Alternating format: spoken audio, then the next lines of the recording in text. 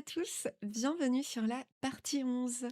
Dans la partie 10, on avait mis en place tout le système de détection, la zone de minage, le clic de souris et les animations de pioche dans les 4 directions. Aujourd'hui, on va passer à l'étape suivante. Les roches vont réagir. Elles vont perdre de la vie, trembler à chaque coup, et quand elles sont détruites, elles vont lâcher un minerai au sol. Et on va aussi retravailler les twins qu'on avait vus ensemble avec les plumes des poulets. Cette fois, on va vraiment les maîtriser. Voilà, voilà, ça va être hyper simple. À tout de suite pour le tuto.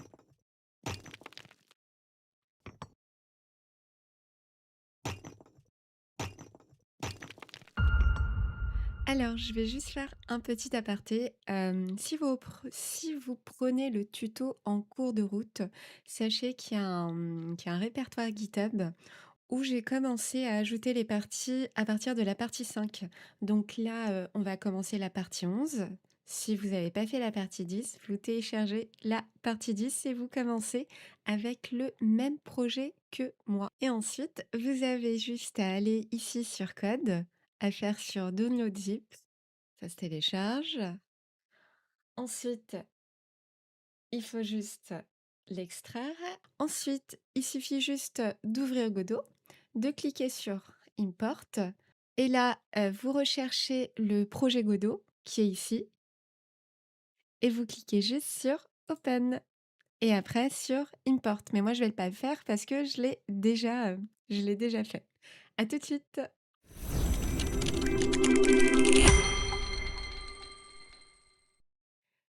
Avant de coder, eh bien, on va voir ce qu'on avait déjà. Alors, nos petites mines. Là, par exemple, la mine de cuivre, elle est là. Elle a sa texture, sa Vmax et sa rareté. Par contre, elle a pas de nom. Là, si notre player la casse, il se passe rien, il loot rien. Donc, ce qu'on va faire, on va rajouter une autre data qui va s'appeler minerai data dans toutes nos roches. Et ça va être génial car elle va avoir son propre nom, sa valeur, car quand le petit player va looter, Et la il va déesse vous pouvoir bénisse. vendre ce qu'il loot, les petites gemmes, comme dans tous les jeux vidéo. Que la Et déesse vous protège. ce qu'on va faire là, mine de rien, c'est un principe même, c'est un des piliers de la programmation orientée objet. Là, ce qu'on fait, c'est l'encapsulation. Chaque objet gère sa propre logique. Ensuite, il y a d'autres termes, mais vous voyez, c'est pas si compliqué que ça, hein, la programmation orientée objet. Allez, à tout de suite. Allez, c'est parti pour le code. Dans notre dossier script, on va créer un autre script comme Roche Data. Vous voyez, c'est un script qui ne sera pas dans une scène. On fait créer nouveau script. On va l'appeler minerai data. Je le sauvegarde bien dans script, tout va bien. Et je clique sur créer. On va faire extend ressources. On va lui donner un nom, class name minerai data. Ensuite, on va créer nos petites variables en export. Déjà, le nom. Qu'est-ce qu'on va looter? Si c'est de la pierre, du cuivre, du fer, alors on fait comme on sait faire, @export var nom. C'est un string, c'est une chaîne de caractères et par défaut, on va dire que c'est pierre. Ensuite, on va exporter sa texture. Bah oui, il faut qu'on rajoute le loot de la texture. Alors var texture, c'est une texture 2D. Voilà. Ensuite, on va exporter sa valeur. Combien on va la vendre au marchand plus tard. Alors, par défaut, ça va être à 1. Et on sauvegarde. Après, on retourne, on va ouvrir notre script Roche Data. Vous double-cliquez. Et là, toutes nos roches doivent connaître leur loot. Eh bien, il faut leur donner un petit chemin. Voilà, et on va mettre la ressource. C'est ici qu'on fait l'encapsulation. On va exporter, comme on a exporté toutes nos variables ici. une, une autre variable qui s'appelle minerai_data. Et qu'est-ce que c'est? Eh bien, c'est une minerai_data. D'où ça sort ça? Eh bien, ça sort de la class name qu'on a créée ici dans minerai_data et on l'exporte ici, on la retrouve ici. Donc, chaque roche contient une minerai_data. La roche sait quel minerai elle doit dropper. Alors là, comme par magie, vous allez voir, on a rajouté cette petite ligne. Là, nos roches, qu'est-ce qu'elles ont? Minerai_data, empty. Vous voyez? Donc nous, eh bien, on peut mettre notre petite minerai_data. On clique et voilà, tout ce qu'on a mis ici apparaît par défaut. Vous voyez, pierre, c'est pierre. La texture est vide, c'est normal. On va rajouter nos petits sprites de petits cailloux et la valeur est bien à 1. Alors, la texture, vous voyez là, tac tac, je vais dans... Et j'ai aussi un petit peu rangé notre projet Godot. D'accord? On a sprite minerai et là, la stone, vous voyez là, on va essayer de prendre un tout petit caillou. D'accord? Alors, on fait un atlas texture, comme d'habitude. Je reclique dessus. Là, je passe ma texture stone. Ensuite, je fais Edit région. Voilà. Alors cette fois-ci, on va pas faire Pixel Snap. On va faire Gris Snap. Comme ça, on aura vraiment les 4 carrés. Je vais pas avoir parce que je me suis rendu compte que mes petits minerais, bah, il leur manquait le petit contour noir. Donc je pense que cette façon de faire est un petit peu mieux en faisant Grid Snap. Et puis moi, je vais prendre le petit caillou. Vous pouvez prendre n'importe quel petit caillou, mais pas celui-là. Enfin, après celui-là, il est un petit peu gros, mais ça dépend. Après, vous faites close. On fait pareil pour nos mines de cuivre. Hop, bah, ça va être un challenge. Allez, notre premier challenge. Vous devez faire pareil que ce qu'on a fait pour roche, enfin pour la mine de pierre, dans le minerai de cuivre. À tout de suite pour la correction.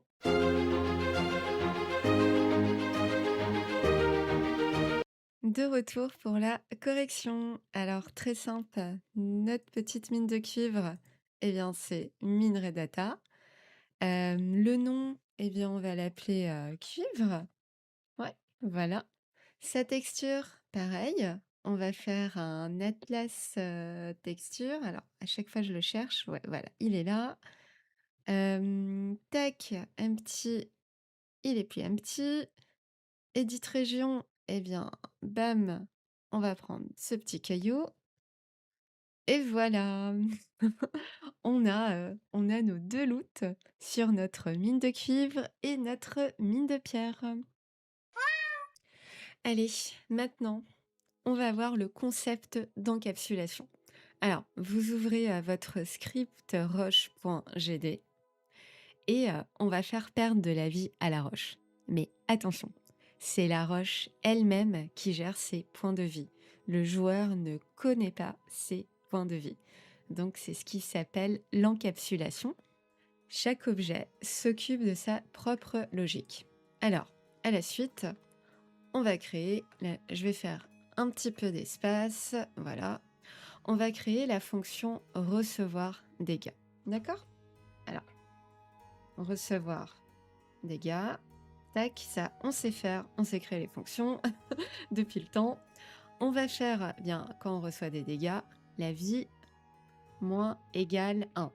Après, ce que j'aurais pu faire ici, mettre en paramètre dégâts ou bien amount, et ensuite la rendre un peu plus malléable. Mais là, pour le moment, on va coder en dur les points de vie qu'elle va perdre. Ensuite, dans votre dossier audio SFX, on doit ajouter nos sons là dans le dossier SFX que vous retrouverez dans le lien Google Drive.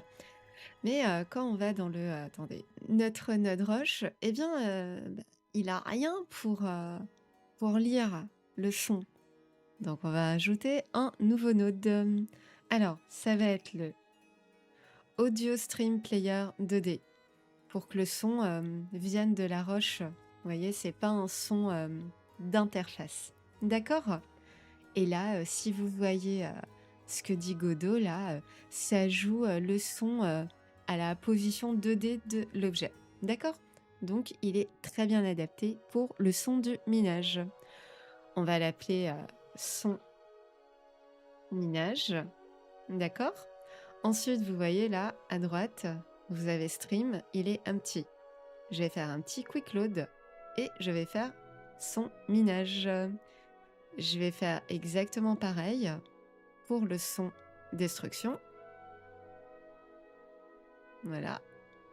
Je le renomme son destruction. Voilà. Et je cherche, je fais un quick load son destruction. Je retourne sur le script Roche et je fais comme on sait faire nos petits on ready. D'accord? Et voilà.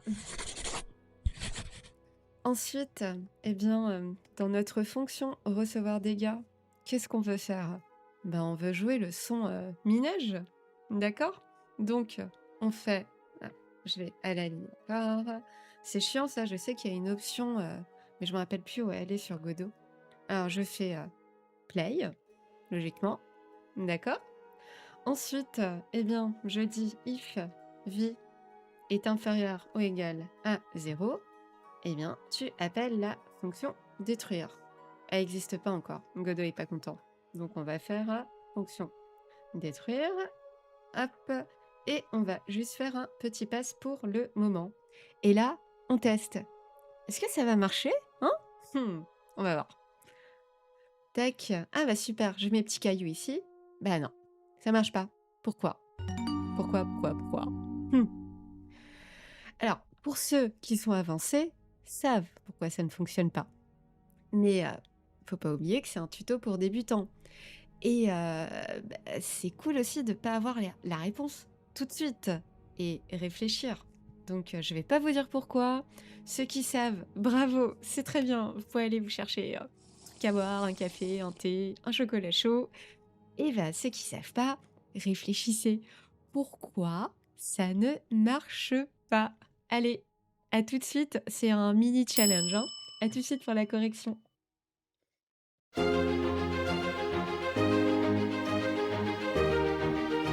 De retour pour la correction. J'espère que vous avez trouvé et si vous n'avez pas trouvé, franchement, c'est pas grave. Alors, c'est pas ici. C'est pas ici, hein. Comme je vous ai dit, la roche ne va pas s'occuper de jouer le son minage. C'est pas à elle de le faire. C'est pas sa responsabilité. C'est la responsabilité de notre petit player. Alors, je vais chercher petit player. Je vais aller dans sa scène. Je vais ouvrir son script.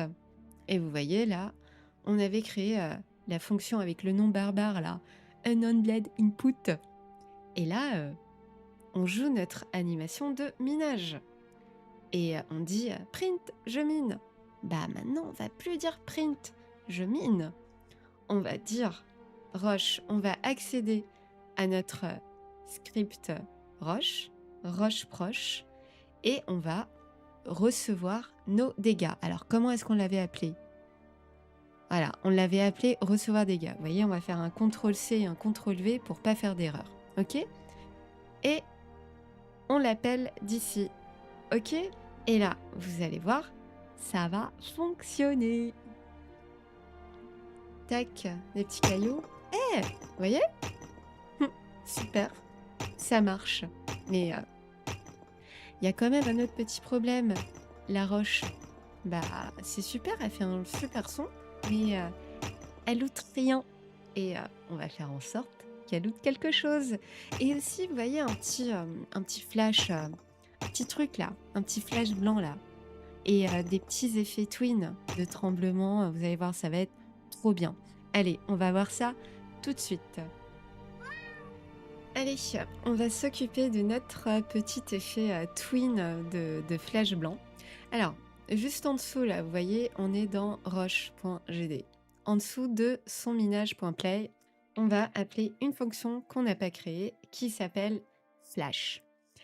Ensuite, en dessous, on va créer la fonction flash. Voilà. Et je vais encore aller à la ligne parce que sinon, on voit rien. Ici, on va accéder au sprite 2D. Point modulate. Le modulate, hein, c'est quoi le modulate? Allez, hop, vite fait, on va voir ça, hop, dans Inspector.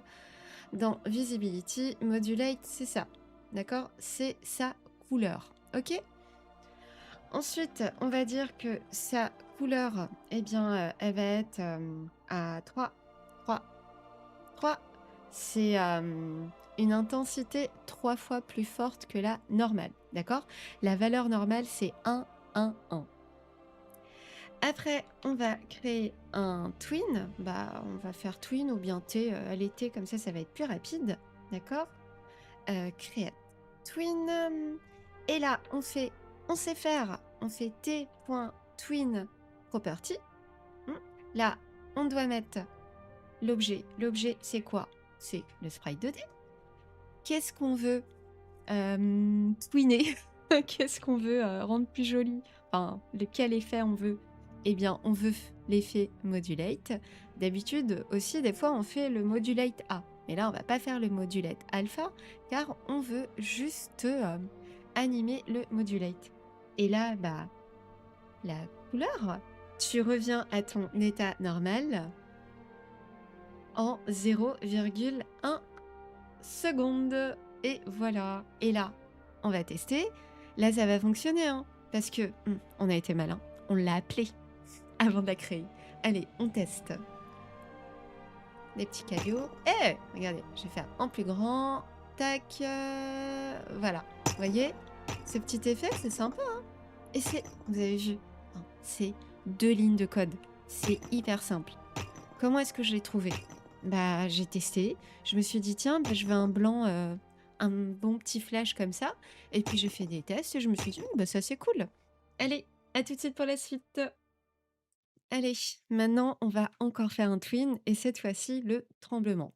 Alors, juste en dessous, flash, on va créer une fonction trembler. Et là, en dessous, flash, voyez, il nous dit que ça n'existe pas.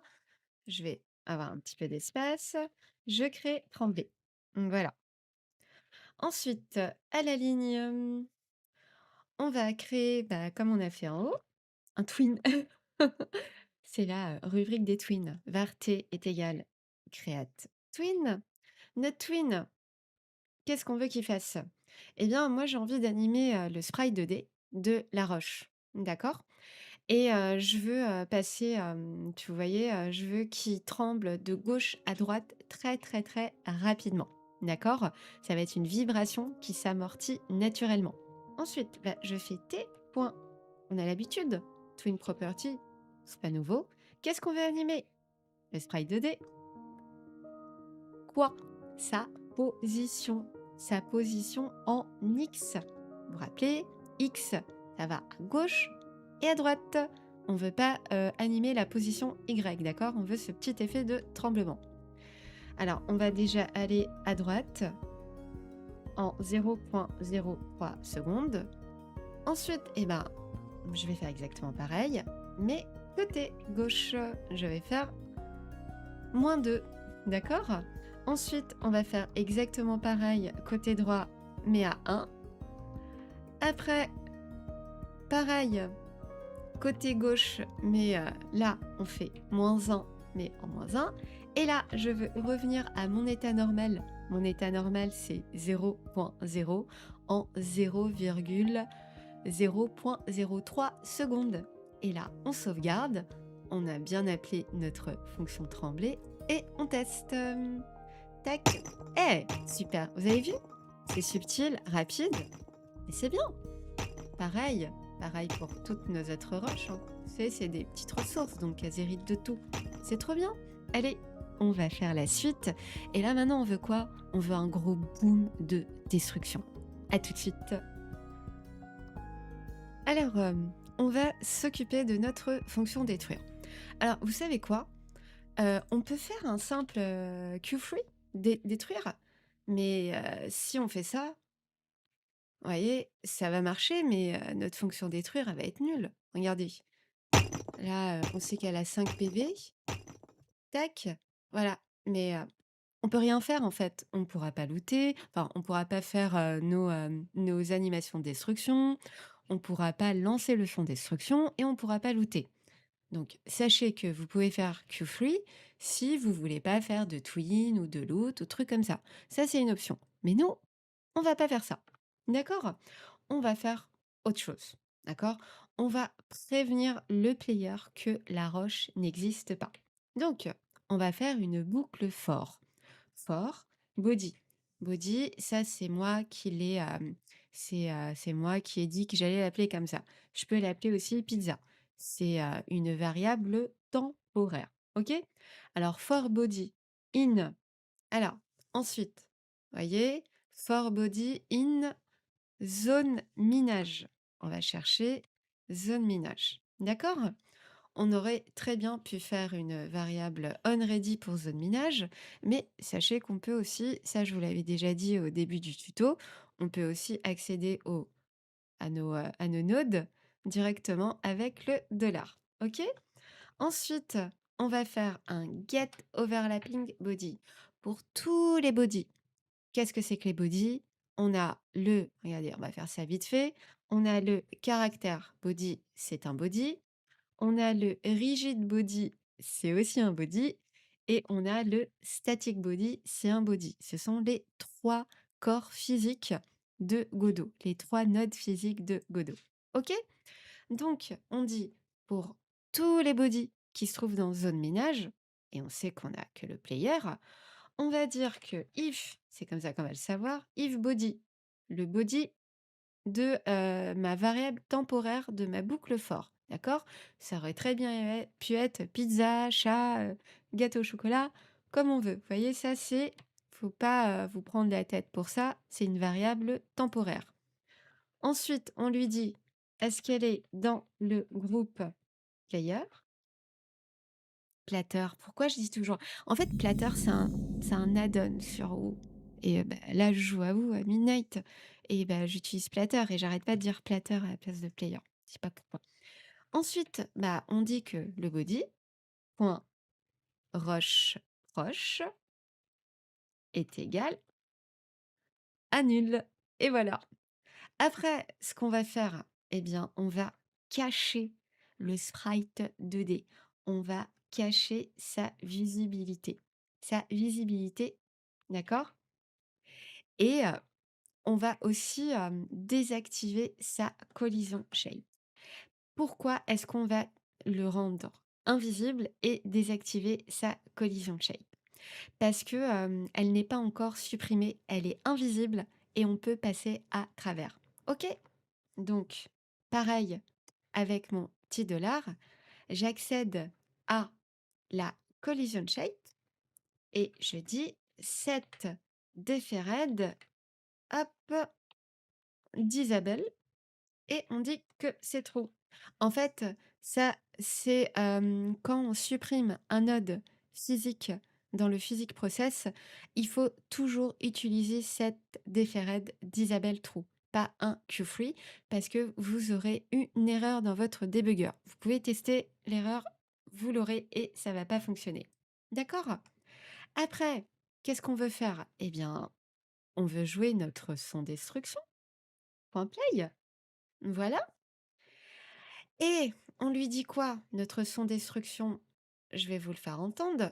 Il est là, voilà, il fait 0,89 secondes.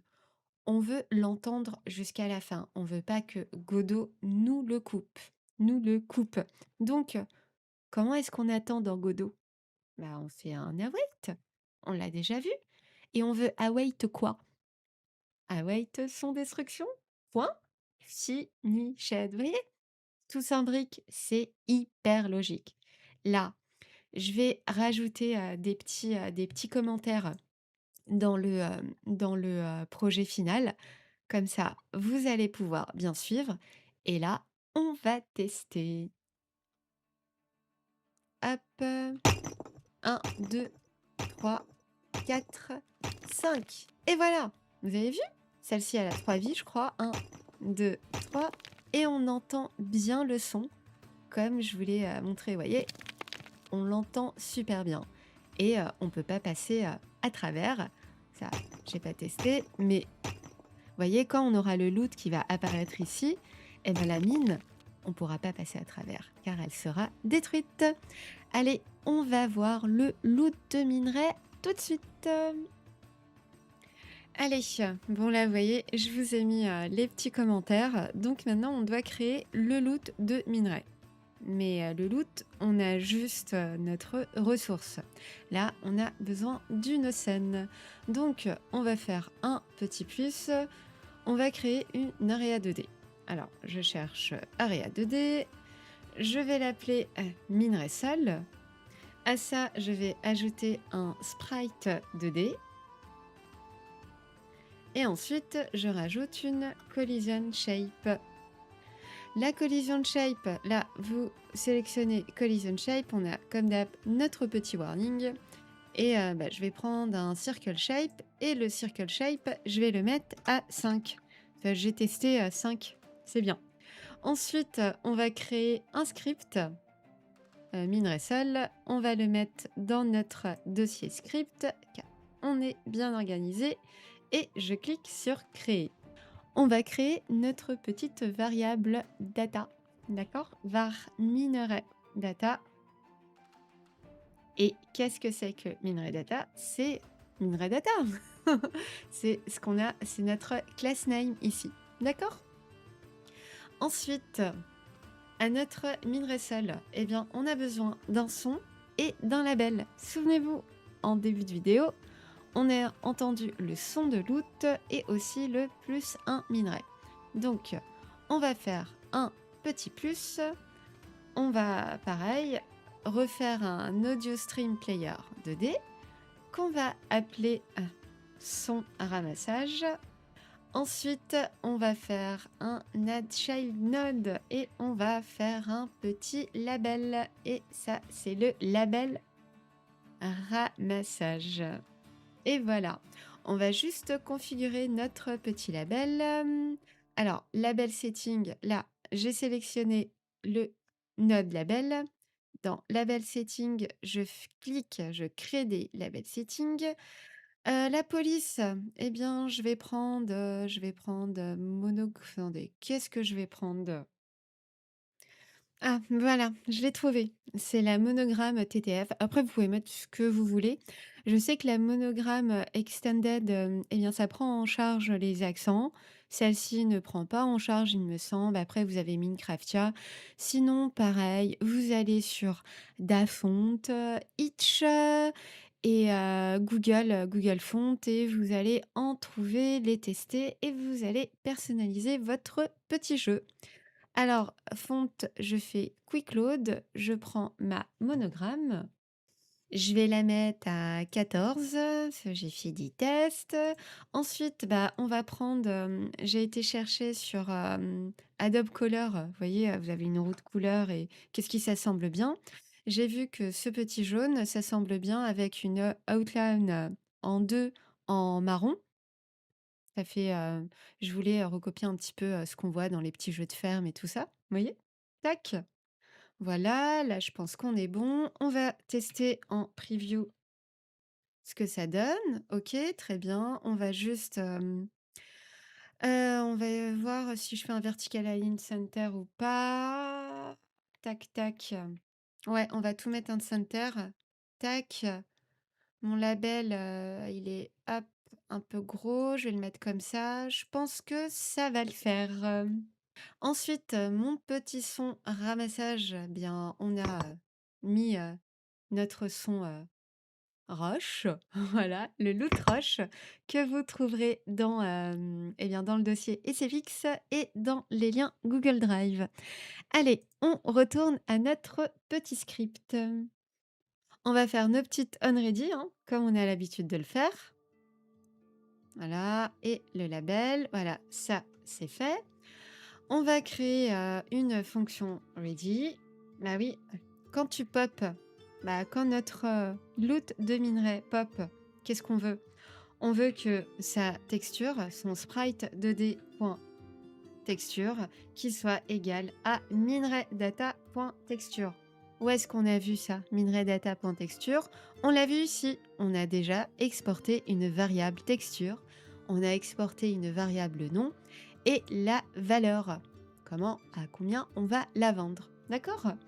Alors, pareil, notre petit label ramassage.texte est égal. On va faire un plus un espace plus minerai data.nom.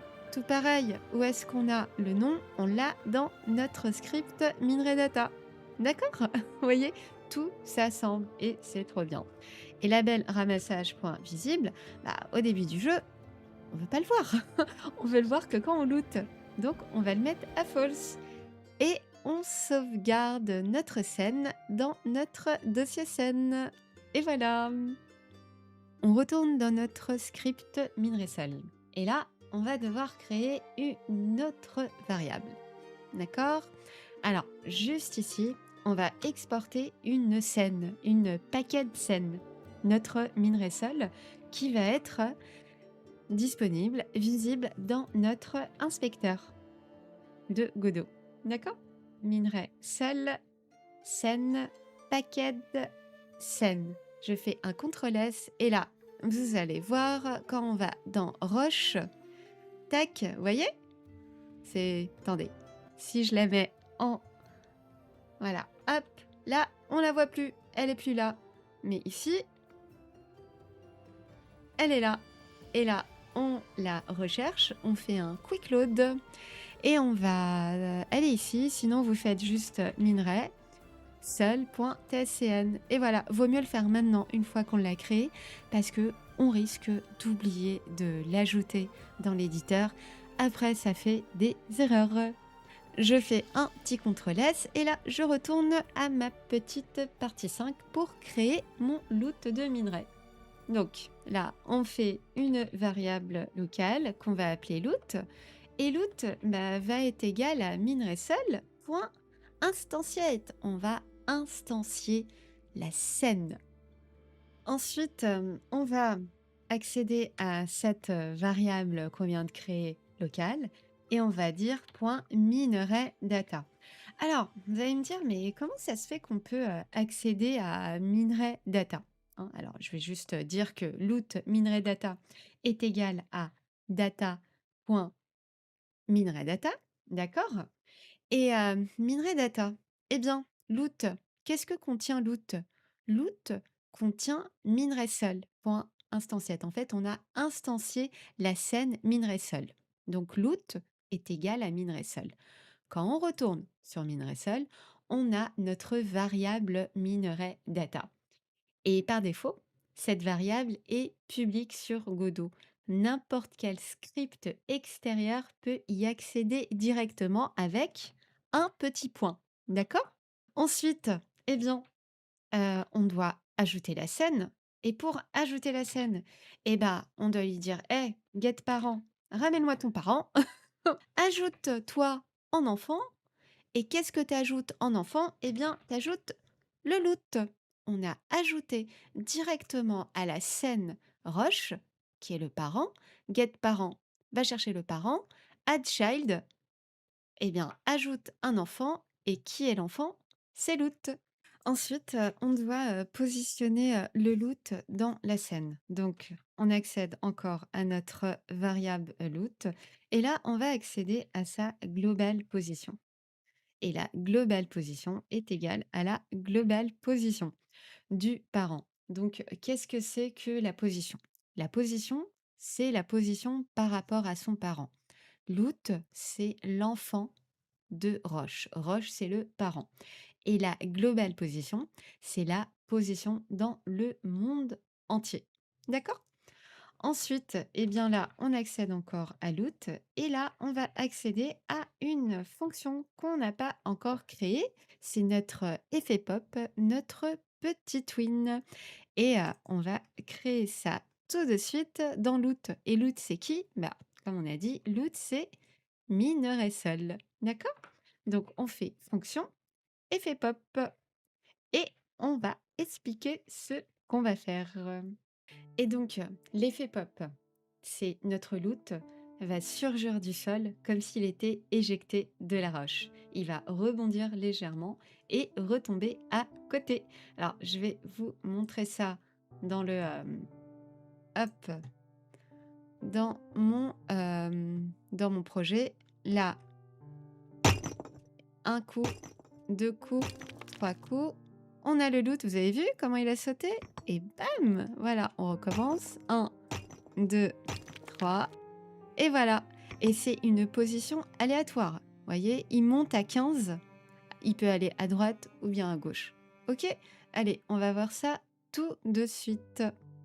Alors, on va accéder à la taille du petit loot. On va lui dire que sa taille, au départ, elle est à 0, à vecteur 2.0. D'accord? Ensuite, on va dire qu'il est invisible au départ. Au départ, sa modulate A est à 0.0. Après, on va créer une variable locale qui va sauvegarder sa position. Sa position, elle va être égale à la global position. Et pourquoi est-ce qu'on sauvegarde sa position actuelle du minerai dans cette variable locale? Parce que les lignes qui vont suivre, elles vont en avoir besoin pour calculer où aller à gauche ou bien à droite quand quand on va détruire la mine. Le loot va venir, le petit minerai, et on a besoin de sa position pour savoir s'il va à gauche ou bien à droite. Ça va être aléatoire. D'accord? Donc, on a besoin de deux variables en X et en Y. Donc, on va dire que la cible X, elle est égale à pose. Pose, c'est la variable qu'on vient de créer ici, en X, plus notre rand fin range, c'est le hasard, le hasard, c'est entre deux chiffres, d'accord? C'est soit tu vas à gauche, moins 15 en X à gauche, ou bien à droite, 15 à droite. Ok? Ensuite, il faut aussi gérer sa position en Y, et on va dire que la position Y moins 15.0. Et pourquoi? Parce qu'en fait, quand notre petit loot va jaillir, vous voyez qui remonte. On avait vu dans la démo là, qui va remonter dans sa position Y. Donc, on soustrait moins 15 parce que sur Godot, X diminue quand on monte. Donc, la cible Y, c'est 15 pixels au-dessus de là où je suis. C'est fixe, le minerai montera toujours de moins 15 pixels vers le haut. C'est pas comme notre position en X qui sera soit à gauche ou soit à droite. D'accord? Maintenant, les twins qui vont utiliser nos petites variables. Alors, var T1, on va créer 4 twins. Create twin, hop, T1.twin property. Alors, on va juste mettre de l'espace. Voilà. On veut animer qui? Eh bien, self, le, le loot lui-même. D'accord? Qu'est-ce qu'on veut faire? On veut bien faire sa global position en Y vers de ta position actuelle jusqu'à la cible. Vous voyez là, on va aller, hop, je vais remettre ça, des petits guillemets. Est-ce que j'ai mis les bons? Non, j'ai pas mis les bons. Voilà, on fait une virgule. Tu vas jusqu'à la cible en Y, notre variable. Tu vas de ta position de départ à cette position-là. Donc là, ce que ça fait en 0.3 secondes, comme je vous ai dit, c'est quand le minerai va jaillir. Vous voyez? Ensuite, pour éviter les lignes trop longues, on va faire un petit slash et un petit point. Voilà, comme ça, on va à la ligne. Ensuite, on fait un set is. Le set is, c'est quoi? C'est la courbe de vitesse de l'animation. On a soit le is out, ou bien on a le is in, ou bien le is in what. Alors là, on va faire pour notre T1, on va faire un is out. Et le is out, c'est démarre vite et ralenti à la fin. Alors, on fait twin.isOut.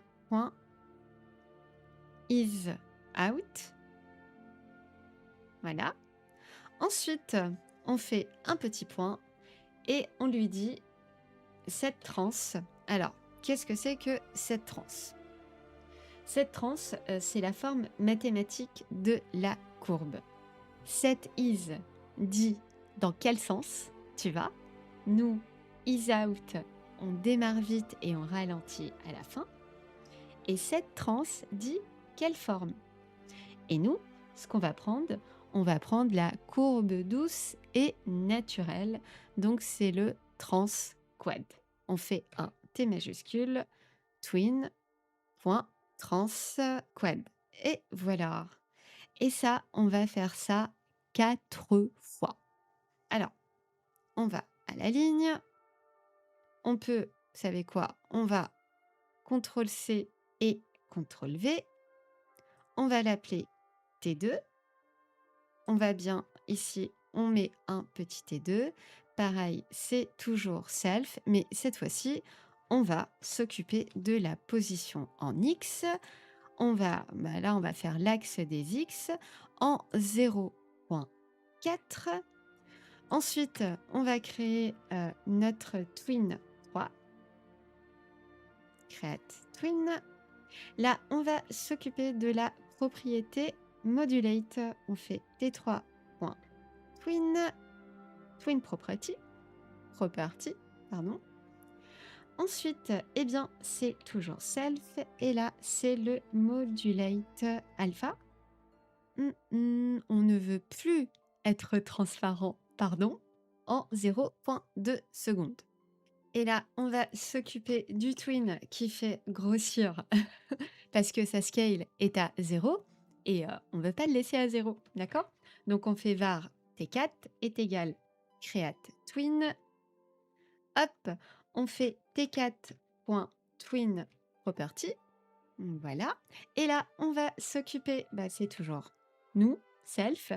On va s'occuper de la scale. Et là, notre scale, eh bien, elle était à 0.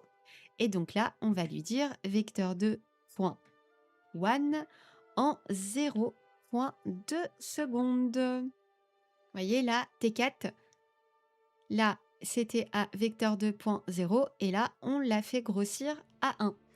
Ensuite, on fait notre petit slash pour aller à la ligne. Et pareil, on va refaire un set is. On va lui dire twin.isOut.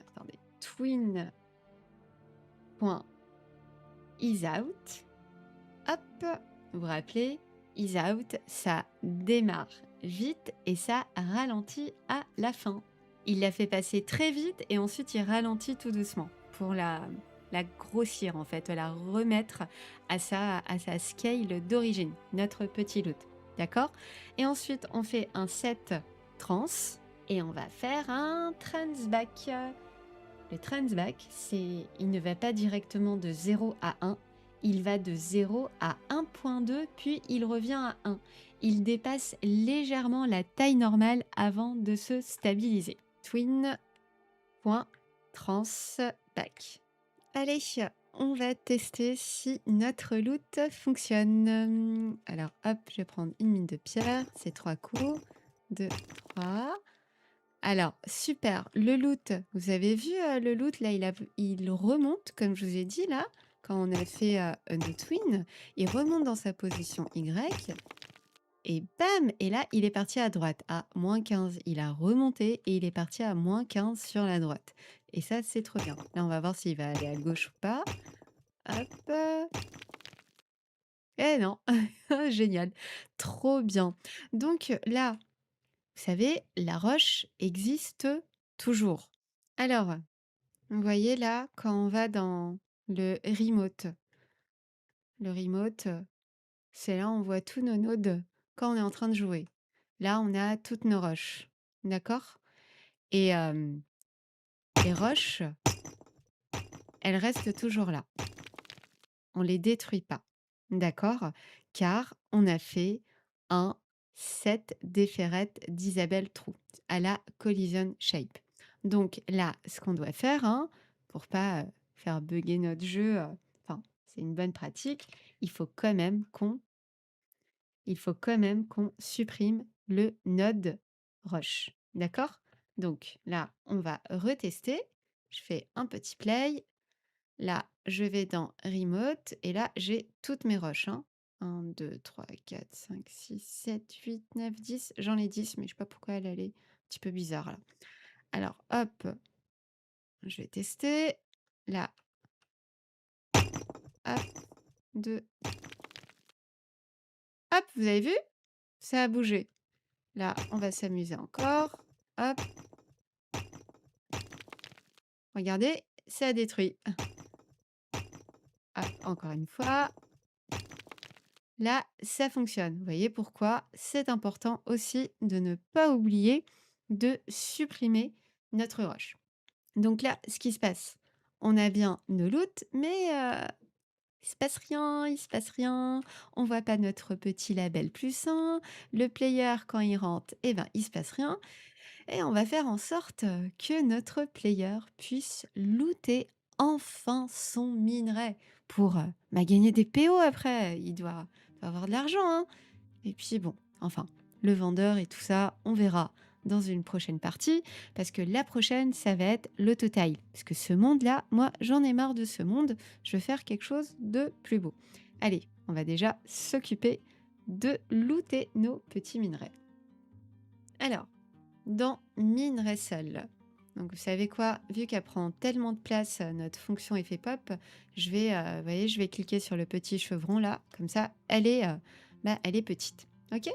Donc, Minerai seul, on sait que c'est une area 2D, d'accord? Et quand il y a une area 2D, on peut faire un signal du petit body qui entre. Alors, on fait le body qui entre.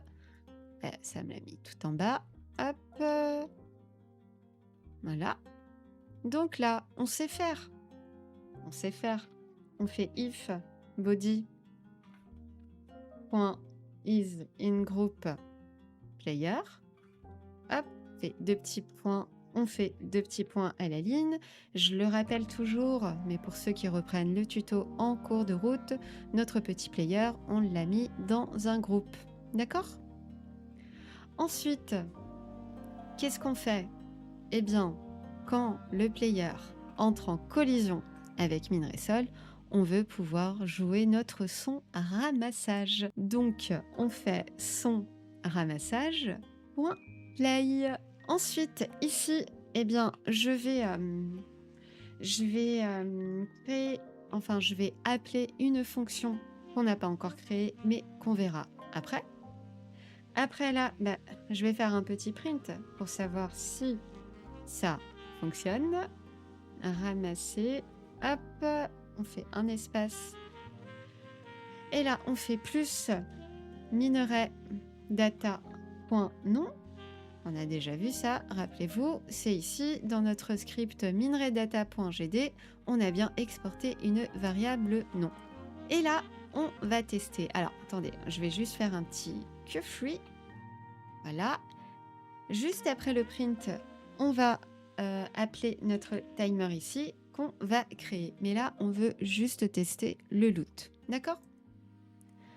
Alors, hop, je mine.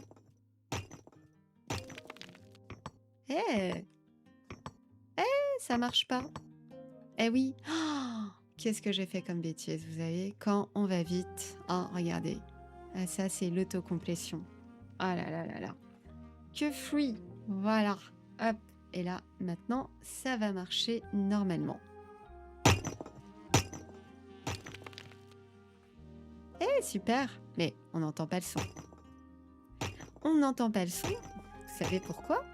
Parce que on détruit, on fait notre Q-free sans attendre que le son se termine. Alors, là, maintenant, on va s'occuper de notre petit effet label. Et on va encore, revoir les ease out et les ease in, d'accord? Mais pas les 7 trans. On va pas les voir. Donc, on fait func effet label. Hop, je fais 2 petits points, un petit pass et là, je retire le petit commentaire que j'ai fait. Alors, ici, qu'est-ce qu'on dit? Qu'est-ce qui se passe pour notre label? Notre label, au début du jeu, dans Ready, on a dit que label ramassage de notre scène minerai sol, on a dit que sa visibilité est égale à false. Ça veut dire qu'on ne le voit pas. Bah là, maintenant, on doit le voir. Donc, la première chose qu'on va faire, on va dire que le label ramassage point visible est égal à true. Voilà, ça, c'est fait. Ensuite, on va créer, bah, comme dans notre scène minerai sol, on va créer une variable position. Là, on va l'appeler position de départ. On va lui dire que, que la variable position de départ, elle est égale à la position de notre petit label. Car on a besoin de jouer avec notre position sans tout casser. Là, on va créer un twin. Ça, on en a fait beaucoup. On sait faire. On va dire, en fait, là, on avait déjà vu les twins, les animations à faire en même temps. Je ne sais pas si vous vous rappelez, dans notre script des plumes, là, si on y retourne, tac, tac, tac, notre petite plume, vous voyez, là, qu'est-ce qu'on a fait? On avait fait un twin parallèle. Et là, on va faire presque pareil. D'accord? On va dire twin.set parallèle à true. Donc, on lui dit tout ce qui va arriver en dessous là, fais-les en même temps. Alors, on fait twin.twinProperty. Qu'est-ce qu'on veut animer? Eh bien, on veut animer le label ramassage. On veut animer quoi? Sa position en Y. D'accord? Ensuite, on fait une virgule et je vais à la ligne. Et là, je dis que sa position de départ .y moins 30 en 1.5. Moins, ça veut dire que sa position en Y, elle remonte à moins 30 en 1.5 secondes. Et ensuite, eh bien, on va revoir nos is out. Donc, on fait un set is out, ouais, voilà. Va très vite au début et ralentit à la fin. D'accord? Ensuite, on va faire, vu qu'on a mis cette parallèle à true, eh bien, on va faire un autre twin. On va faire un CTRL-C et un CTRL-V. Cette fois-ci, eh bien, ça va être notre modulate alpha. Alors, je fais à la place de position Y, j'écris modulate, je fais 2 petits points et je mets un petit A. Et là, la modulate alpha, elle doit passer en invisible en 1.5 secondes. Et là, je vais faire un ease in. Ease in, c'est démarre lentement et accélère à la fin. Alors là, on récapitule. Le label monte et disparaît simultanément. Voilà, voilà.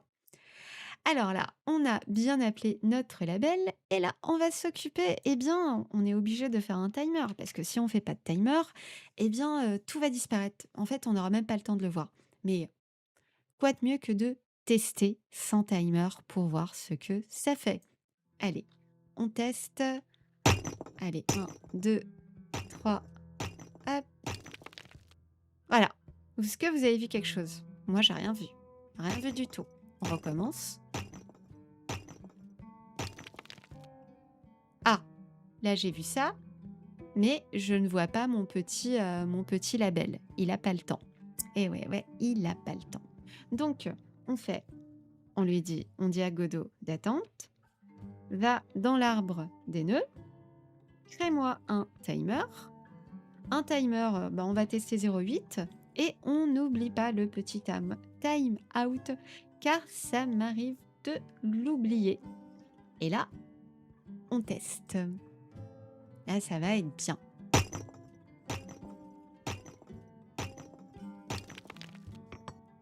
Vous avez vu? Trop bien.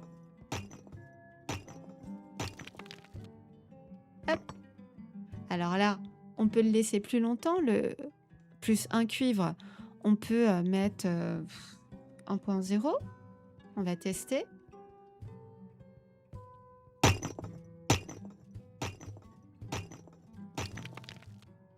Je le loot. Ouais, c'est bien le 1.0, je trouve. Vous avez vu comment c'était simple et en même temps pas simple, parce qu'on a vu plusieurs façons de faire les twins avec les ease in, ease out. Mais de toute façon, vous allez en utiliser. En fait, ceux qu'on utilise le plus souvent, c'est le ease out, ease in et le ease in. Ouais.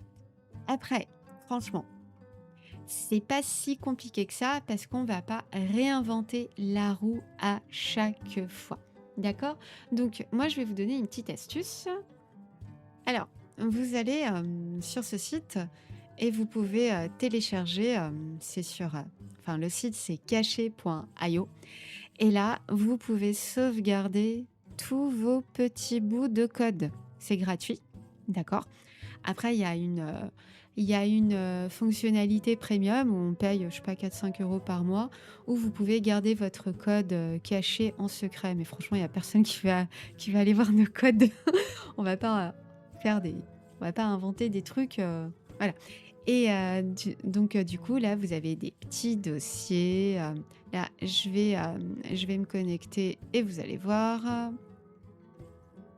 Hop, voilà. Vous voyez, et ça je l'utilise depuis, vous voyez, 2017 en fait, quand j'ai commencé un petit peu à apprendre pas mal de choses. Et donc voilà. Et là vous pouvez vraiment créer créer des petits dossiers, créer suivant le langage. Moi, ça, c'était en JavaScript, ce que j'avais mis avant. Et bah, vous pouvez sauvegarder tous vos petits bouts de code. Et comme ça, pas besoin d'inventer la roue à chaque fois. Et voilà, c'est la fin. Maintenant, bah, pour moi, c'est le montage.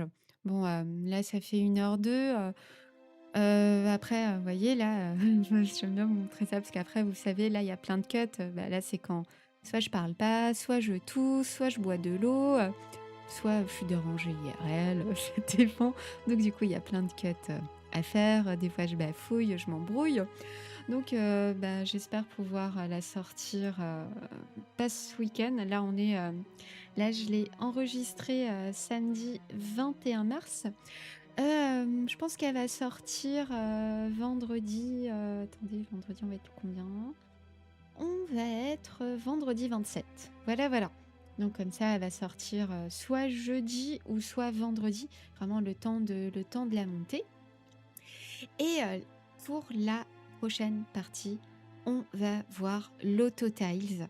On va vraiment faire on va faire une autre map. Et ça va être notre cave. Vous savez, ça va être notre caverne remplie de minerais. Et je vous assure, ça va être trop bien. Enfin, moi, j'ai déjà fait plein de tests avec l'autotile. Après, moi, ça va. Je maîtrise plutôt bien l'autotile, mais ça dépend des maps. Des fois, comment les créateurs de tileset en pixel art le font. Mais généralement, c'est souvent le même pattern. Et vous allez voir, une fois qu'on a compris le truc, eh bien, ça va super bien. Et l'autotile, ça va nous permettre de faire des mondes magnifiques et en un claquement de doigts.